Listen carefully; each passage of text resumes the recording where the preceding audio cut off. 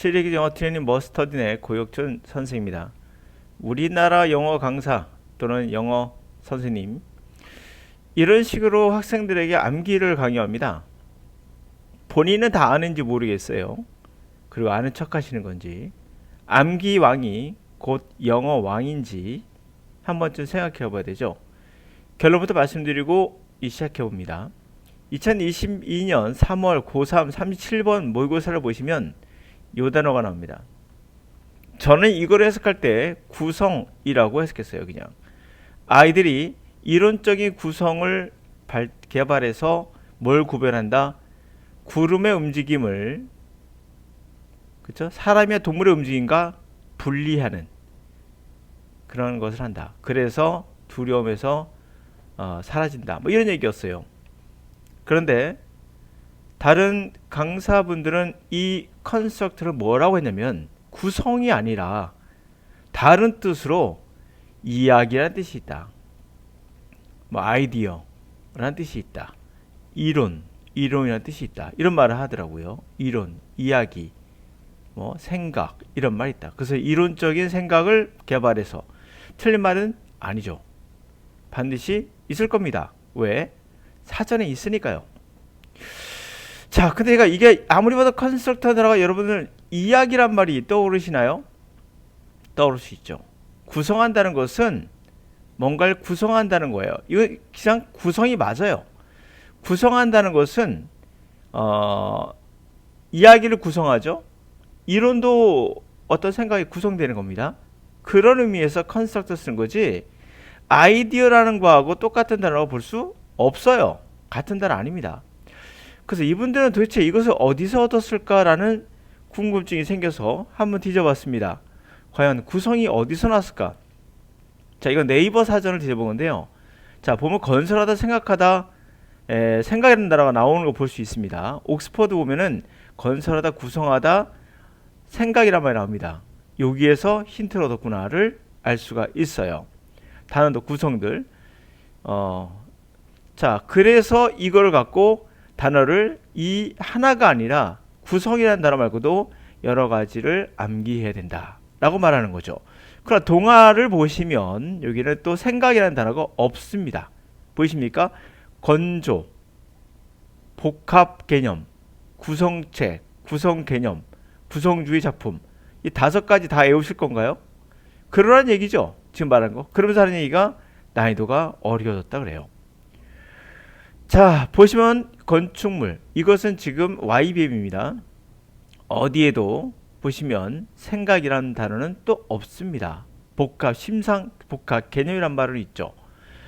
자, 이렇게 하면서 결국에 여러분들에게 단어를 5번까지 암기하라는 얘기죠. 그러면 이 사람은 이것이 이야기인지를, 스토리라는 아이디어인지를 결국에는 도저히 상상할 수 없는 일을 하고 있는 거죠. 이것은 100% 구성 맞습니다.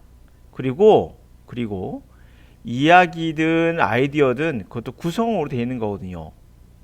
그런 의미에서 컨스트럭터가 이야기될 수 있는 겁니다. 그러나 지금 말씀드린 대로 이런 식으로 영어를 하시면 안 된다는 거예요.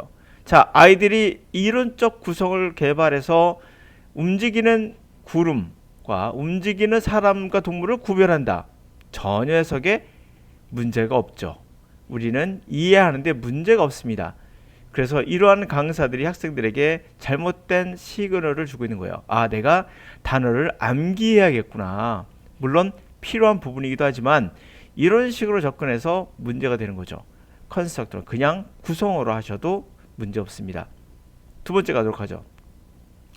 여러분, 이거 어떻습니까? dish it out. 이게 비난하다라고 해석하더라고요. 고2입니다. 이거는 비난하다. 맞습니다. 사전에 나와 있어요. 100%. 그러니까 비난하다고 찾아서 하면 됩니다. 그건 또 암기하셔야겠죠. 근데 갑자기 어느 날 이런 것을 한번 보실까요? 이렇게 암기하면 뭐가 문제인지 제가 보여드린 거예요. 과연 이렇게 암기한다는 게 뭐 틀린 건 아니죠. 암기는 암기니까.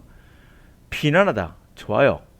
그런데 그거 말고도 이상한 말이 있습니다. I will dish it out. 내가 비난할게?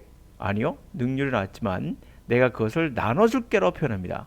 이건 이상해지죠. 왜 이런 결과가 나왔을까요? 강사들이 비난하도록 끝을 내면 물론 이해가 됩니다.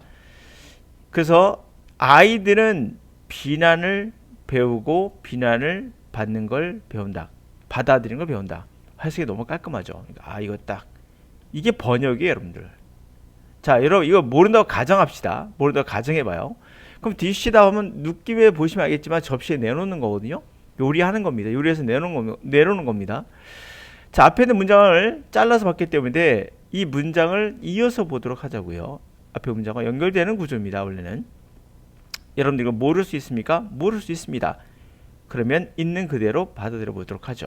그 문제가 있는가 없는가, 굳이 암기를 해야 되는가. 물론 알면 나쁠 건 없습니다. 이게 일상적으로 많이 쓰는 표현이긴 하니까요. 갑니다.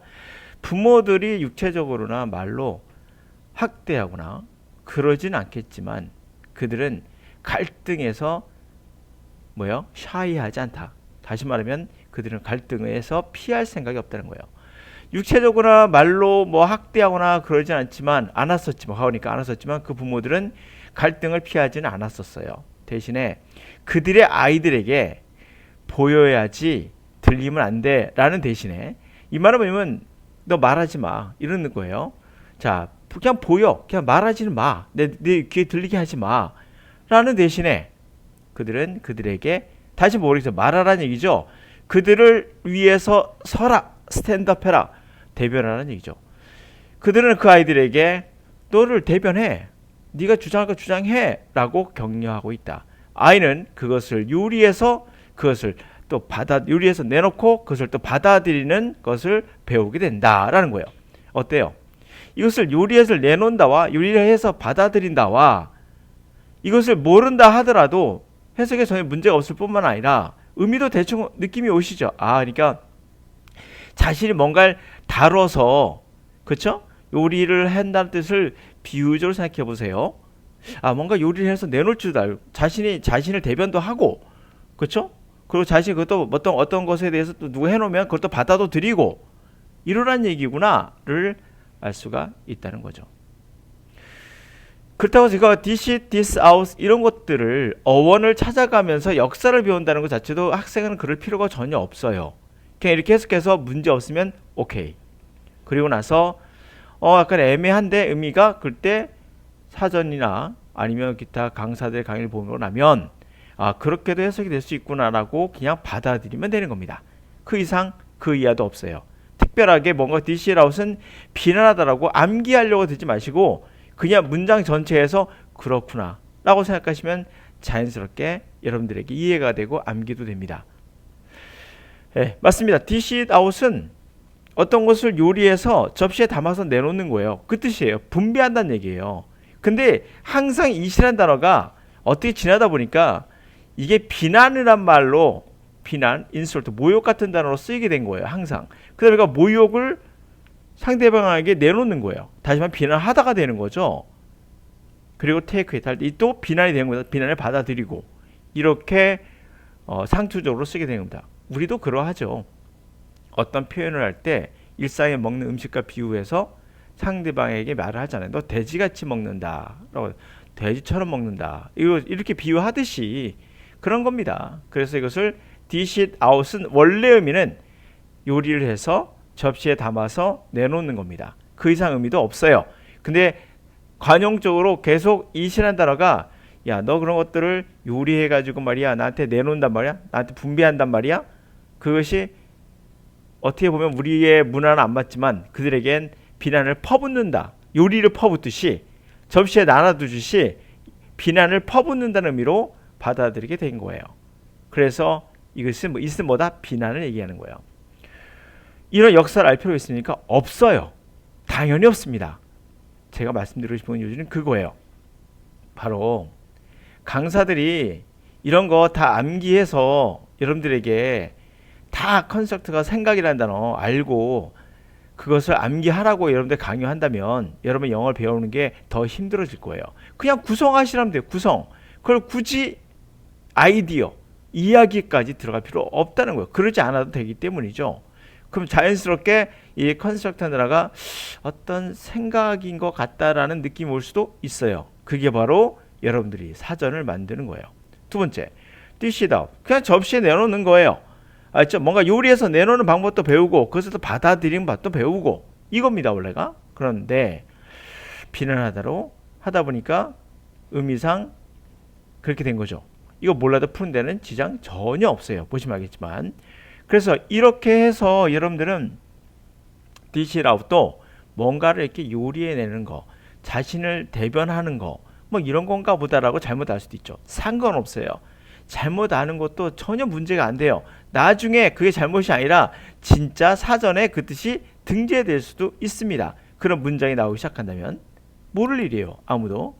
사전은 절대 법칙이 아니에요. 자, 제가 말하는 유지 정리하도록 하죠. 우리나라 영어 선생님 문제가 뭐냐면 모든 단어의 1번부터 5번까지 단어를 뜻을 암기해야 될 것처럼 학생들에게 시그널을 주고 있어요. 그러다 보면 여러분들이 암기왕이 돼서 영어 암기가 꼭 영어 왕인 것처럼 영어를 잘하는 것처럼 착각할 수도 있다는 거죠. 이해가셨습니까?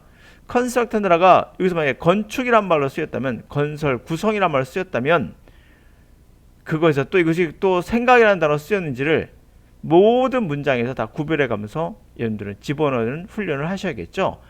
그게 정말 얼마나 바보 같은 짓인지를 제가 말하고 있는 거예요. 영어 단어는 때로는 잘못 해석해도 상관없다라는 거. 전체에서 한 단어 잘못 해석해서 전체가 구조가 바뀌는 경우는 극히 드물다는 거. 그리고 이 단어가 문맥상 맞지 않으면 버릴 줄도 알아야 된다는 거. 내가 알고 있는 뜻이 뭡니까? 구성이에요. 근데 문맥상 맞지가 않아. 예를 들면 건축이라고 알고 있습니다. 건축이에요. 뭔가 안 맞아요. 이론적 건축을 개발한다고? 그래서 구름과 사람의 뭐뭇을 구별한다고? 뭔 소리야. 건축이라니. 왜 문제죠? 이 학생의 문제가 바로 암기에서 시작된 거예요. 왜? 컨스트럭트를 그냥 건축이라고 확정했기 때문에 암기를 했기 때문에 더 이상 다른 여지를 두지 못하게 되는 거예요. 사전 뒤져서 1번부터 5번까지 해서 만약에 아이디어라는 뜻이 없다면 학생들은 이걸 결코 앞으로도 모르는 그런 상황이 되는 거죠. 마찬가지입니다. 마찬가지로 학생들이 이 단어를 알면 좋겠지만 모르더라도 전혀 문제가 없는 그런 상태가 되어야 해요. 그게 진정한 영어를 배우는 과정입니다. 영어 외국인하고 대화하거나 뉴스를 듣는데 CNN 뉴스를 듣는데 그들이 말하는 대로 모르는 단어 나올 수 있죠. 그게 전체 문맥에서 정말 이거 모르면 정말 끝나버리는 그런 것들은 도대체 몇 프로나 될까요? 아니란 얘기죠. 마찬가지입니다. 이 단어 자꾸 자기가 알고 있는 단어를 이 안에 꼭 집어넣어서 번역하려는 습관이 문제인 거예요. 이것도 마찬가지죠. 제가 알고 있는 것을 몰라도 푸는 지장이 없어요. 컨스트럭터를 몰라도 푸는 지장 없어요. 몰라도. 근데 꼭 이것이 알아야 될 것처럼 설명하니까 학생들이 계속 혼돈스러운 거죠. 물론 알아서 나쁠 건 없지만 본질은 그게 아니라는 얘기입니다. 본질을 아셔야 돼요.